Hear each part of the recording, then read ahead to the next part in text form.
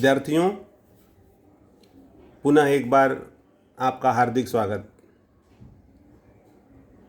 कक्षा 9वीं के विषय भूमिति के प्रकीर्ण प्रसंग्रह 1 के आखिरी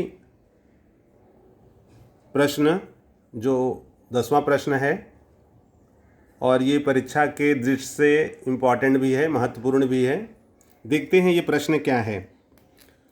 दिए गए कथनों के लिए नाम निर्देशित आकृति बनाकर दत्त तथा साध्य लिखो। नाम निर्देशित का मतलब है नामांकित आकृति, यानी जो आकृति आप बनाओगे उसको आप नेमिंग करना है, उसके नाम भी आप दे सकते हो या देना है, ऐसा माने। क्वेश्चन है हमारा कि दो समबाहु त्रिभुज समरूप होते हैं। तो आप स्केल और पेंसिल की सहायता से, मैं यहाँ पर मार्कर का इस्तेमाल कर रहा हूँ, लेकिन परीक्षा में जब आप बनाओगे तो आपको पेंसिल का इस्तेमाल करना है। आप दो त्रिभुज बना लोगे।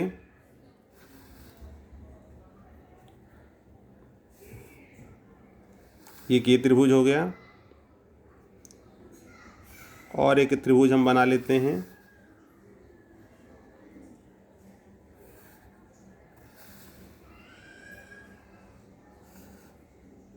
ठीक है बच्चों, ये हमारा दो त्रिभुज बन गया। अब इसमें कहा गया है कि दो समबाहु त्रिभुज।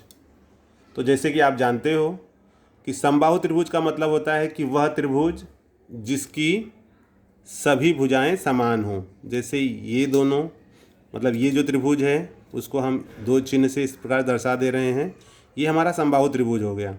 वैसे यहाँ भी हो जाएगा, ये भी हो गया। और इसको अगर हम नेमिंग कर दें, जैसे ABC, नाम आप कुछ भी दे सकते हो, इसका नाम PQR। ठीक है, तो बच्चों आपको दिख रहा है कि दो समबाहु त्रिभुज समरूप होते हैं। तो ये हमने बना दिया आकृति और उसका नाम भी दे दिया है।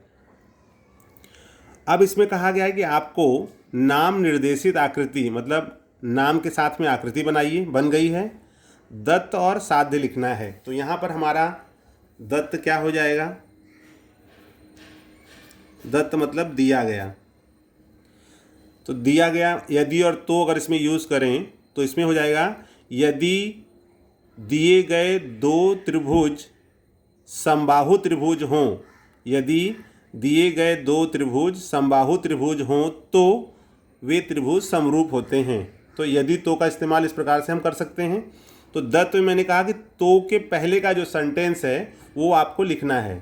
तो के पहले का सेंटेंस है कि दो समबाहु त्रिभुज। तो आप यहाँ लिखोगे त्रिभुज ABC तथा त्रिभुज PQR समबाहु त्रिभुज हैं।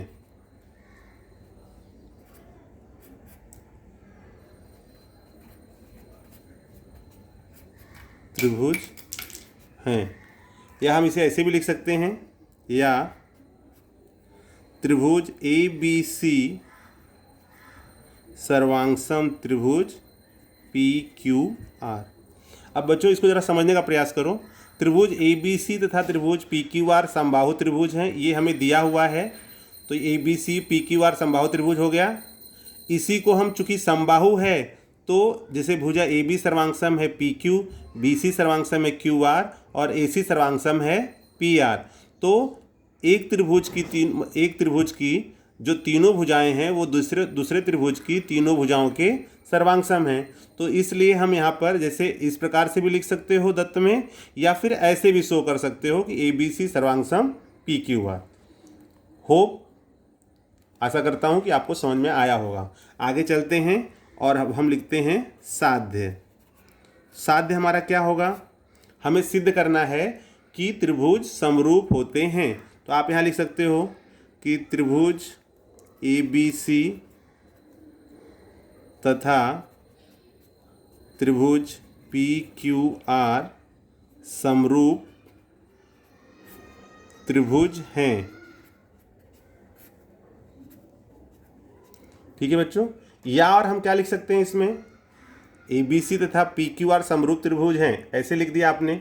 और दूसरा तरीका क्या हो सकता है लिखने का, उसको जैसे यहाँ पर हमने सर्वांगसम शो किया है उस आधार पर इसको हम यहाँ ऐसे भी लिख सकते हैं कि त्रिभुज ABC समरूप त्रिभुज PQR।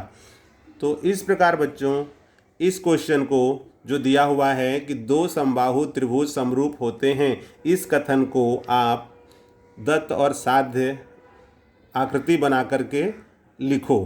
तो ये हमारी आकृति बन गई।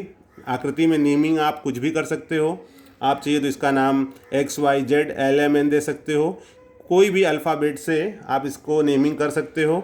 चूँकि समबाहु है इसलिए तीनों भुजाएं यहाँ पर सर्वांगसम है। वही कोई और त्रिभुज दिया होता तो उस आधार पर हम भुजा दिखाते।